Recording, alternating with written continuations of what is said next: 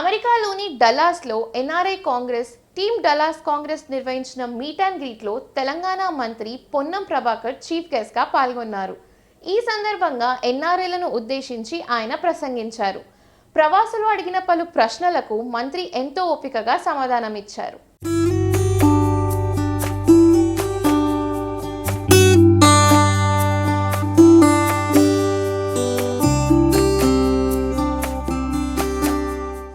డల్లాస్లో జరిగిన meet and greet with Ponnam Prabhakar కార్యక్రమం grand success అయింది. NRI Congress team Dallas Congress team ఆధ్వర్యంలో ఏర్పాటు చేసిన సమావేశానికి మంత్రి ప్రభాకర్ ముఖ్య అతిథిగా విచ్చేశారు.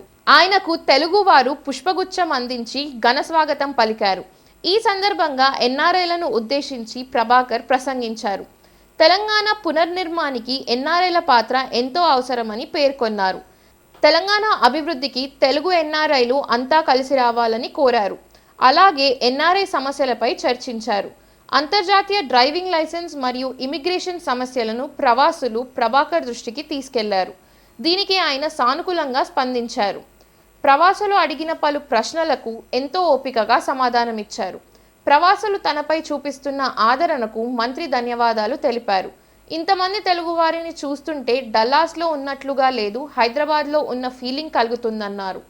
తెలంగాణలో హైదరాబాద్లో ఉన్నట్టుగా భావించే విధంగా అందరూ పాపం ఇక్కడికి వచ్చిన తర్వాత కూడా డల్లాస్లో అంతా ప్రేమ ఆప్యాయత చూపెట్టారు. ఐఎమ్ వెరీ హ్యాపీ అండ్ అందరు కూడా థ్యాంక్స్. తర్వాత వాళ్ళతో మాట్లాడిన సందర్భంలో కూడా తెలంగాణ బాగుండాలి, తెలంగాణలో మార్పు కోరుకొని తెచ్చుకున్న ప్రభుత్వం తప్పకుండా అందరికీ బాగా సహాయపడాలి. అందులో ఎన్ఆర్ఐస్ కూడా ఇష్యూస్ ఉన్నాయి, వాటిని కూడా రిజాల్వ్ చేయాలన్నారు. మేము దాంట్లో పట్ల సానుకూలంగా ఉన్నాం.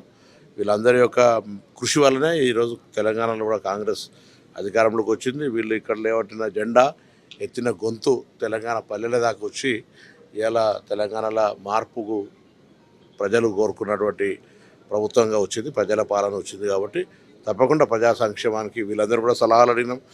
డిపార్ట్మెంటల్గా రిఫార్మ్స్ తీసుకోవడానికి కావచ్చు, not only my transport department, A department అయినా ఏదైనా ప్రభుత్వం ప్రజలకు ఉపయోగపడుతుంది అనుకునే ఏ సలహా సూచన చెప్పినా తీసుకుంటామని స్వాగతంగా వాళ్ళందరూ కూడా అటువంటి సజెషన్స్ ఇవ్వని కూడా రిక్వెస్ట్ చేసినాం. మరొకసారి మా ట్రాన్స్పోర్ట్ వింగ్ అందరిని తీసుకొని వస్తాను ఇక్కడికి. తప్పకుండా ఇక్కడ ఉండబడేటువంటి టెక్నాలజీ కావచ్చు, రోడ్ సేఫ్టీ కావచ్చు, లేకపోతే రిఫార్మ్స్ ఏ విధంగా ట్రాన్స్పోర్ట్ సిస్టమ్ లోపల మెరుగైన సేవను పబ్లిక్ అంటే కన్వీనియన్స్ కొరకు చేయగలుగుతామో అటువంటి అన్ని చేసే ప్రయత్నం చేస్తాం.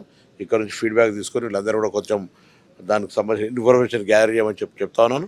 ఊళ్ళో వచ్చినప్పుడు స్పెసిఫిక్గా దాని కొరకే 3-4 రోజులు ఇక్కడ ఉండబడే ఇక్కడ ట్రాన్స్పోర్ట్ సిస్టమ్ కావచ్చు, న్యూజెర్సీకి సంబంధించిన ట్రాన్స్పోర్ట్ సిస్టమ్, న్యూయార్క్ కావచ్చు, మిగతా కొంత అవేర్నెస్గా ఉండి పబ్లిక్ దాని మీద డిపెండ్ అయి ఉండేటువంటి ఈ యొక్క రాష్ట్రాలకు సంబంధించిన ట్రాన్స్పోర్ట్ సిస్టమ్ను తప్పకుండా రివ్యూ చేస్తాం, స్టడీ చేస్తాం. దాని తర్వాత అక్కడ కూడా మేము మార్పు కోరుకున్న ప్రభుత్వంలో ప్రజలకు సౌకర్యంగా ఉండే విధంగా రవాణా వ్యవస్థను కూడా తీసుకొస్తాం.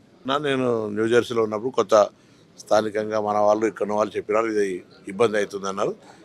హైదరాబాద్ పోగానే వెంటనే దాన్ని ఇమ్మీడియట్గా అవసరమైన మార్పులు చేర్పులు చేసి ఇక్కడికి ఉపయోగపడే విధంగా అక్కడ దాన్ని యొక్క మార్పు చేసి పంపిస్తాం. ఇప్పుడు బీసీ వెల్ఫేర్ ఇంతకుముందున్న గురుకులాలు కావచ్చు, లేకపోతే ఇతరత్ర ఎడ్యుకేషన్ సిస్టమ్ ఇది ఏవైతున్నాయో వాటిని ఇంకా మరింతగా ట్రాన్స్పరెంట్గా ఉంచి ఎడ్యుకేషన్ సిస్టమ్ ఇప్పుడు అమెరికాలో చాలా డిఫరెంట్ ఉంటుంది. ఎడ్యుకేషన్ సిస్టమ్ బయటకు వచ్చిన తర్వాత ఏదో ఒక పోర్ట్ఫోలియో, ఏదో ఒక ప్రొఫెషనల్గా ఉండే విధంగా వాళ్ళు లైఫ్ ట్యూన్ చేసుకుంటారు. అట్లా అక్కడ కూడా చదువు ఒక బుక్ ఓరియంటేషన్ కాకుండా నిజ జీవితానికి ఉపయోగపడే దాని కొరకు ఉండే విధంగా కొంచెం మార్పులు జరుపులు వెల్ఫేర్ డిపార్ట్మెంట్ నుంచి, అది కూడా వెరీ మోస్ట్ ఇంపార్టెంట్.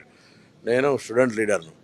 ఒక విద్యార్థి చదువుకొని ఆ ఇంట్లో సెటిల్ కాగలిగితే ఆ కుటుంబం మొత్తం మారుతుందని విశ్వసించేవాడిని. కాబట్టి అందుకు నా దగ్గర ఉన్న శక్తిని, ప్రభుత్వం ఉన్న బలాన్ని ముఖ్యమంత్రి గారు, సహచార మంత్రులు అందరూ తీసుకొని ఆ యొక్క బీసీ వెల్ఫేర్కి సంబంధించి కావచ్చు, ఎస్సీ ఎస్టీలకు సంబంధించి కావచ్చు, మిగతా అందరికీ ఎడ్యుకేషన్ ఇదే టాప్ మోస్ట్ ప్రయారిటీ తీసుకునే ప్రయత్నం చేస్తాను.